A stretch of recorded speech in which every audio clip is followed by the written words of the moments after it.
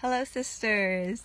My name is Catalina Rivera Dois, and I wanted to beam in and say Happy Freedom Friday and also a happy new moon in Aries to you. So this is the perfect day to seed something new into our community.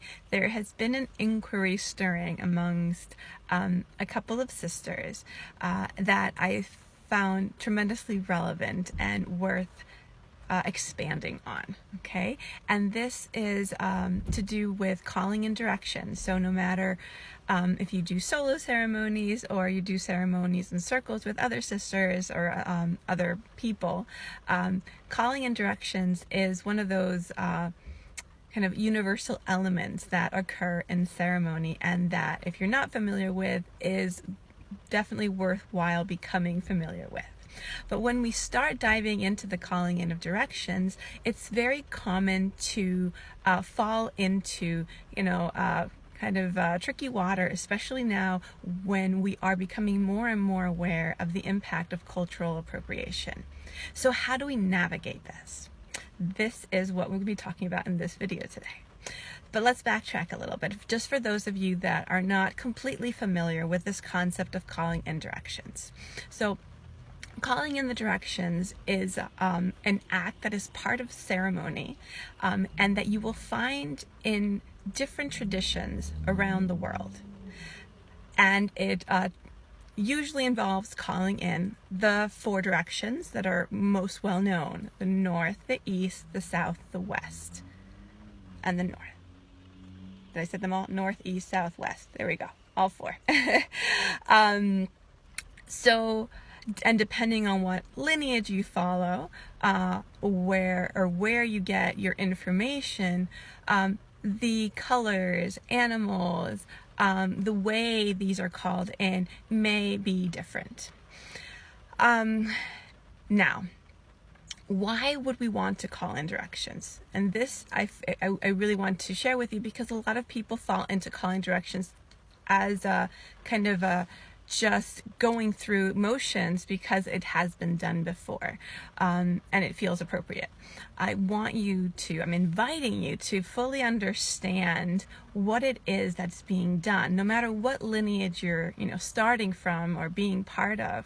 When you're calling into directions, you are calling in, first of all, archetypical energies, these greater energies, like mythic energies that permeate our world, and most importantly, it's putting you in relationship with the space around you.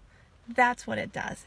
Think of it as a solar cross, but as if you were looking down on it, right? There's a cross and you're at the center. So when you are calling in those four directions, you are calling in the energy from all those points towards you to support you. And by doing so, you're also inserting yourself into the web of life, bringing yourself back into alignment and into right relationship with the world around you. And that's the power of calling in the directions. Now, as we've evolved, right, as human beings, and in terms of our awareness and our connection to the divine, this also depends on the tradition, but this is what is true for me. We've been able now to expand that vision a little bit further. So if you follow me or been part of any of my circles, you realize that I don't call in four directions, I call in 7, because the traditional four directions allow us to communicate and establish our relationship with this horizontal plane of humanity, of our 3D earthly existence, correct? But there is also our connection to the earth that is tremendously important and powerful. The below, right? There is a connection to the above, to the sky, to the divine as seen from that perspective, right? And there is the direction of the heart, that central bindu point that holds it all together and that connects to all. The heart, not only of you, but the heart of creation.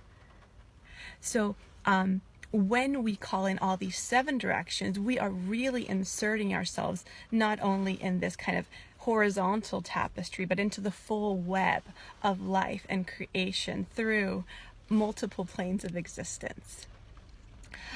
Allowing ourselves to fully embody that solar cross, now not only in this direction, not only the horizontal, but the vertical plane.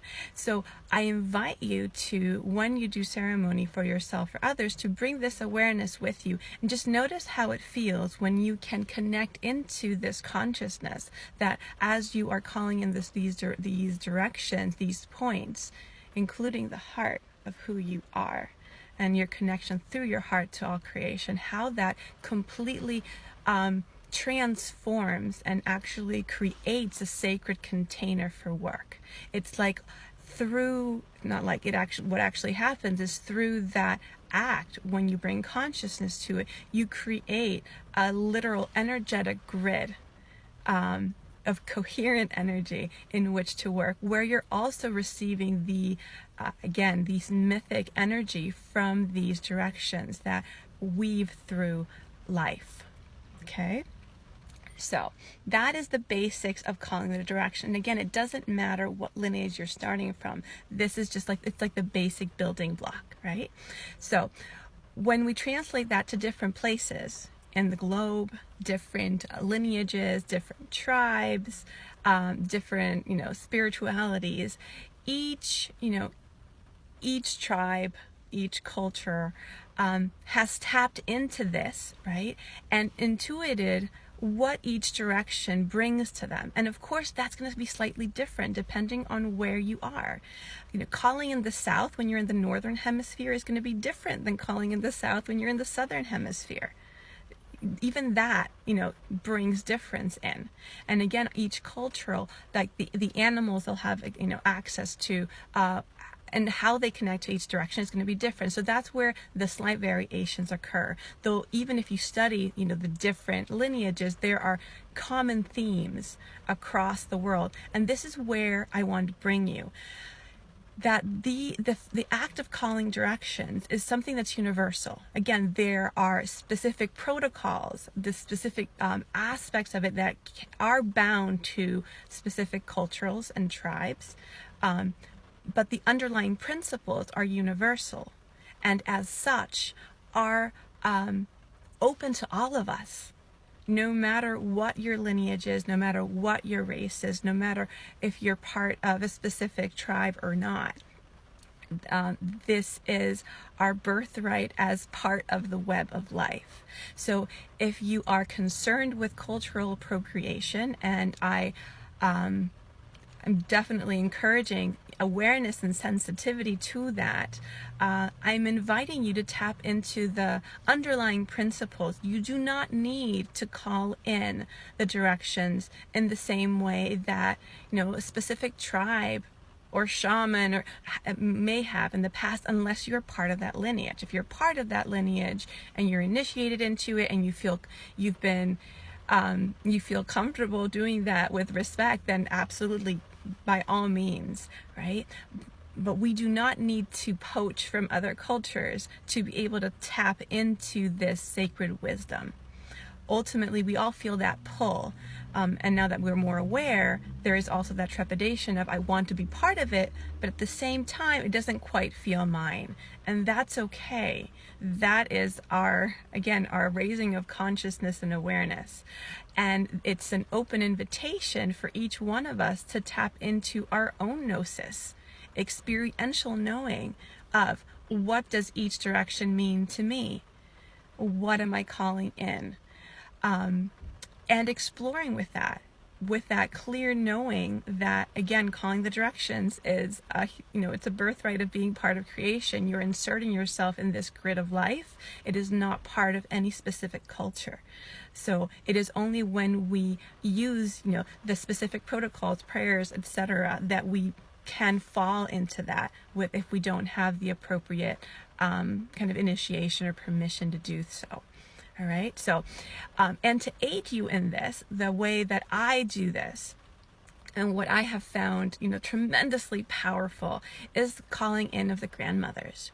So no matter what your lineage is, physical or spiritual, biological, no matter what part of the world you are living in, be it where you were born into, or if you've been transplanted like myself. I was born in Chile and I am here in the United States.